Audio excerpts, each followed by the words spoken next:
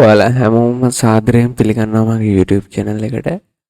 ඉතින් අද වීඩියෝ එකකින් අපි කතා කරන්න යන්නේ 2013 combined maths applied paper එකේ කෙටි ප්‍රශ්න 10 එන පළවෙනි ගාන. එතකොට වීඩියෝ එකට යන්න කලින් ඔයාලා තාමත් මගේ channel එක subscribe කරලා නැත්නම් සබස්ක්‍රයිබ් කරලා බෙල් අයිකන් එක ක්ලික් කරලා තියාගන්න කියලා හැමෝටම මතක් කරනවා. එහෙනම් වැඩි විස්තර නැතුව අපි ගාන හදන්න යමු.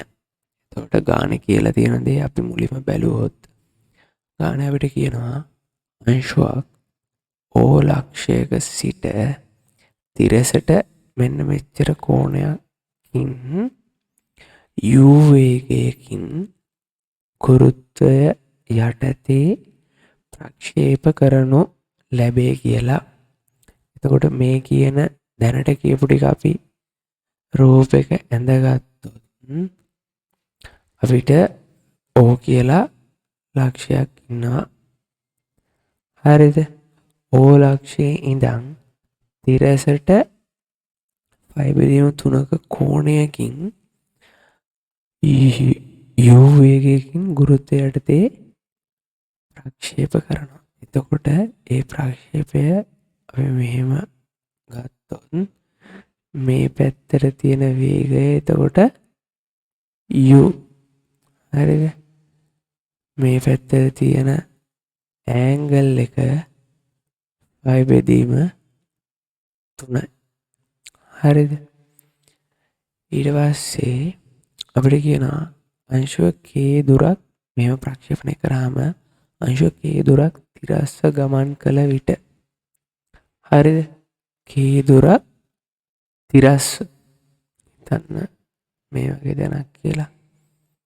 k දුරක් තිරස්ස ගමන් කළ විට ඕහි මට්ටමට ඉහළින් එහි සිරස් දුර. ඒ කියන්නේ අපේ ප්‍රක්ෂේපණය දැන් මේ විදිහට වෙනවා කියලා හිතුවොත් මෙන්න මේ k තිරස් දුරක් ගියාම ඒකට ඉහළින් ඒකේ සිරස් දුර. හරිද? මෙන්න මේ සිරස් දුර h කියලා ගන්න කියලා කියනවා. ඒ ටික ඒ විදිහට අරගෙන අපිට කියනවා මෙන්න මේ සමීකරණය බව පෙන්වන්න කියලා. එතකොට මේ ගාන හදන්න පටන් ගන්න පුළුවන් මේ විදිහට k තිරස් දුර O වල ඉඳන් k තිරස් දුර ගියාම h සිරස් උස h කියලා කියනවා. ඒ ටික තමයි අපිට දැන් දීලා තියෙන්නේ. එhmenan මම කරන්න යන්නේ මේ ගානේ මෙන්න මේ දිශාවට s සමානයි ut ධන භාගයක් at වර්ග කියන සමීකරණය දාන්න යන්නේ. එතකොට මේ චලිත සමීකරණ මතක තියෙන්න ඕනේ. හරි, මේවා අපි උහුලෙලලත් ඉගෙන ගන්නවා මම හිතන්නේ. එතකොට මේ s සමානයි ut ධන භාගයක් at වර්ගය අනිවාර්යෙන් මතක තියෙන්න ඕනේ. එතකොට අපි මේක තිරස් දිශාවට දැම්මොත් s කියලා කියන්නේ ගමන් කරපු දුරනේ. එතකොට ගමන් කරපු දුර මට ඇවිල්ලා තියෙනවා k කියලා. හරි, දුර k කියලා සමානයි මේ u කියලා කියන්නේ මේ දිශාවට තිබ්බ වේගය. එතකොට මේ දිශාවට අපේ ආනතවනේ අපිට u කියන එකේ තියෙන්නේ. එතකොට අපිට දැන් අපි නිකන් ආයි එක මේ පැත්තෙන් ඇඳගත්තොත් මෙන්න මේ වගේ දිශාවකට තමයි u කියලා අපේ u කියන වේගය තියෙන්නේ. හරිද? ඒක අපි ගානේ කියනවා. එතකොට මේක තිරසත් එක්ක ආනතයි 5/3ක කෝණය.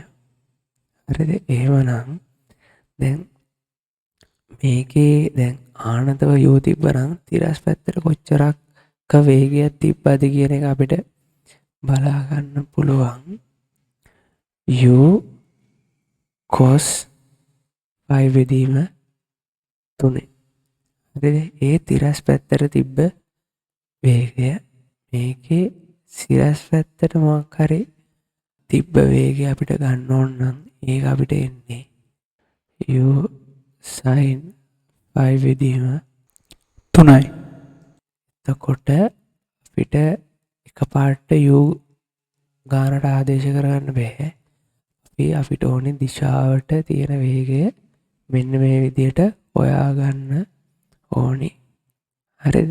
එතකොට ඔය අපිට ඕනේ දිශාවට ඔහොම වේගය හොයාගන්න එක අපිට ඇප්ලයිඩ් පේපර් එක ගත්තාම ගොඩාක් ගණන් වල අනිවාර්යයෙන්ම පාවිච්චි කරන්න වෙන දෙයක්. එතකොට මේ විදිහට එහෙම වේගය හොයාගන්න පුළුවන් කියන එක අනිවාර්යයෙන්ම ඔයාලා තේරුම් අරගෙන ඉන්න ඕනි. හරිද? එතකොට දැන් මම මේ පැත්තට තියෙන වේගය ගත්තොත් මට එනවා k සමානයි u cos phi බෙදීම 3ක්. s සමාන ut දෙන භාගයක් at වර්ගයේ සමීකරණයේ t කියලා කියන්නේ O ලක්ෂයේ ඉඳන් මේ k දුර ගමන් කරන්න ගත වෙච්ච කාලය. එතකොට ඒක අපි දන්නේ නැහැ. හරිද? එතකොට ඒක අපි දන්නේ නැති නිසා අපි ඒකට t කියලාම දාගමු. එතකොට මේ t කියන්නේ සමීකරණයේ නොදන්න පදයක්. හරිද? ඊට පස්සේ භාගයක් at වර්ගනේ. එතකොට a කියලා කියන්නේ මොකක්ද?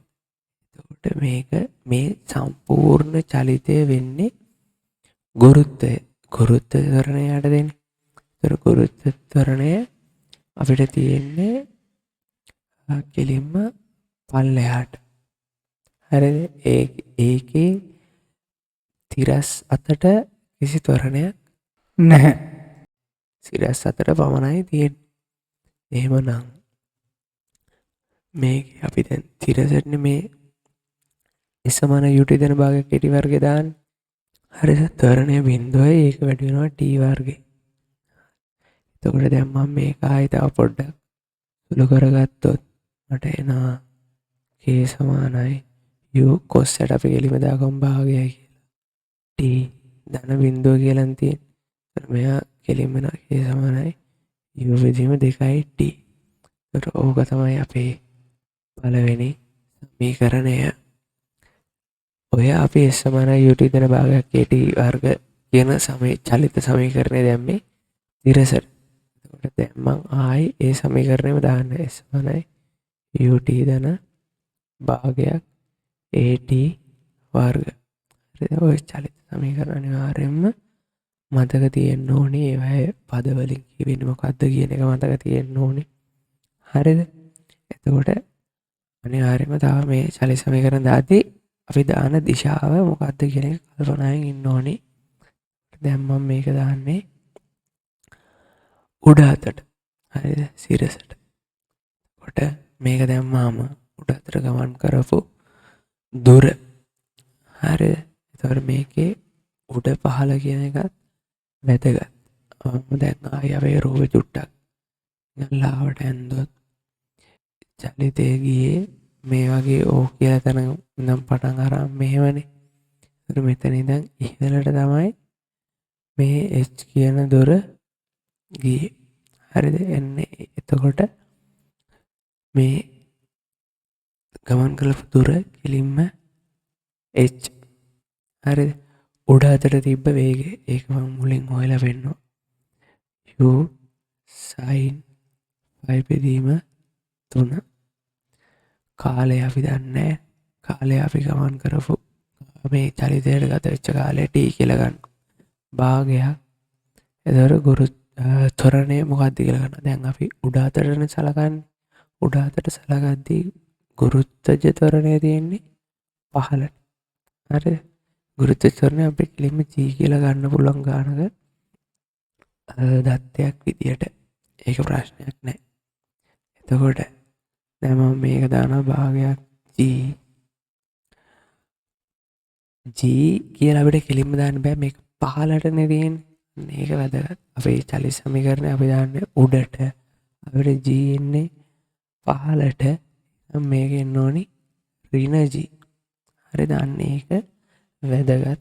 ඒක අනිවාර්යෙන් මතක තියාගන්න. හරියට ධන ඍණ කියන එක දාන්න.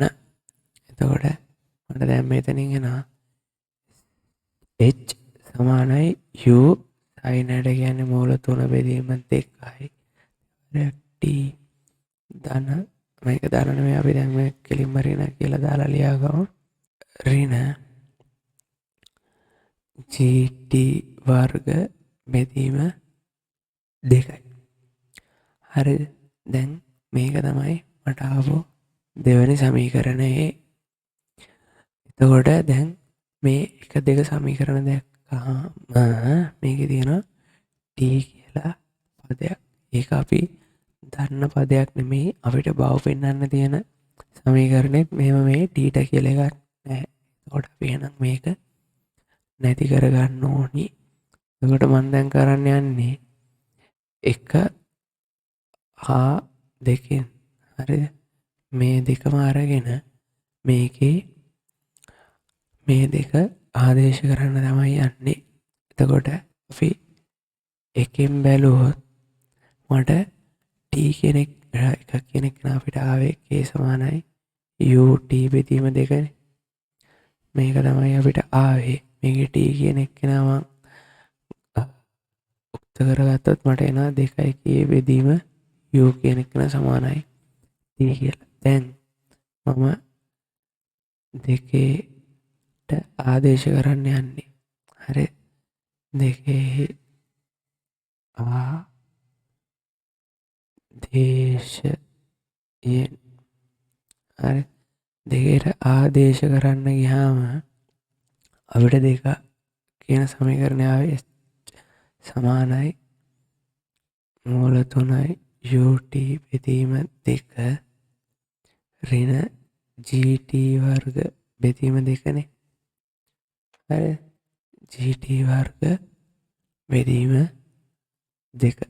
එතකොට මම මේකට ආදේශ කරගත්තොත් මට එනවා මූල 3යි u බෙදීම 2 වැඩි කිරීම 2යි k බෙදීම u. ඊට පස්සේ එනවා ඍණ g බෙදීම 2 වැඩි කිරීම t ගේ වර්ගය කියන්නේ 4යි. t වර්ග බෙදීම u වර්ග. එතකොට මේකේ 2 කැපෙනවා u කැපෙනවා. මට මෙතන එනවා මූල 3යි k. මේ පැත්තේ එනවා ඍණ 2 එනවා ඍණ 2යි g t වර්ග බෙදීම u වර්ග. එතකොට මේක සමානයි h කියලා තමයි අපිට එන්නේ. ඒතර ගානේ අපිට පෙන්වන්න තියෙන එක ගත්තොත් අපිට පෙන්වන්න තියෙන එකේ මූල 3යි k තමයි එක පැත්තක තියෙන්නේ. එතකොට අපි ඔක්කොම ටික මේ පැත්තට ගන්නවා. h ධන 2යි g k වර්ග බෙදීම u වර්ග සමානයි මූල 3යි k කියලා තමයි අපිට එන්නේ. එතකොට මම හිතනවා ඔයාලට ගාන හදන විදිය පැහැදිලි කියලා. එතකොට ඔයාලට මේ වැඩේ තේරුණා නම් වීඩියෝ එකට අනිවාර්යෙන් ලයික් එකක් දාන්න. ඔයාලට මොන හරි ප්‍රශ්න තිබ්බනම් තේරුම් ගන්න අපහැදිලි තැනක් තිබ්බනම් අනිවාර්යෙන් මේවා කමෙන්ට් සෙක්ෂන් එකේ දාන්න. හොඳයි නම් අනිවාර්යෙන්ම ඔයාලගේ යාළුවන්ටත් බලන්න වීඩියෝ එක ෂෙයා කරන්න. තව මතක් කරන්න තියෙන්නේ අනිවාර්යයෙන්ම channel එක subscribe කරලා bell icon එක click කරලා තියාගන්න. මොකද අපි මේ වගේ වීඩියෝස් ගොඩක් වෙලාවට කරලා ඔයාලට දෙන්න බලාපොරොත්තු වෙනවා. එහෙනම් අදට මෙච්චරයි. තවත් දවසක අලුත් ගානක් විසඳන ගමන් හම්බෙමු. එතකන් හැමෝටම සුබ දවසක්.